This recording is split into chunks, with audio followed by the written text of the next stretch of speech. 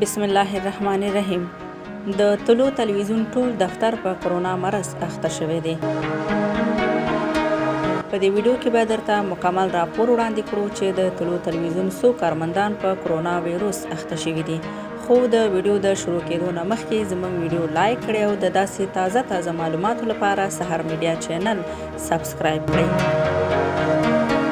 د کرونا مرض اوس په افغانستان کې هم ډیر په چټکۍ روان دی او تر دې مهاله ورباندې تر 2000 نفرو زیات کسان اخته شوي دي. لومړی دا مرض هرات ته راغی او اوس کابل کې هم ډیرې شمېر وګړي په کرونا وایروس اخته شوي دي.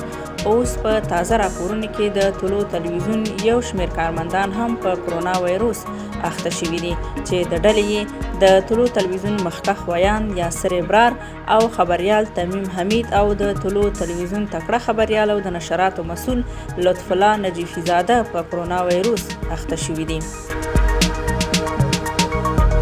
د دې ترڅنګ د طلوع تلویزیون یو شمېر نورو کارمندانو هم خپل ټیسټونه کړي دي، خو لا یې نتیجه نه ده راغلې چې منفي به وي او که مثبت.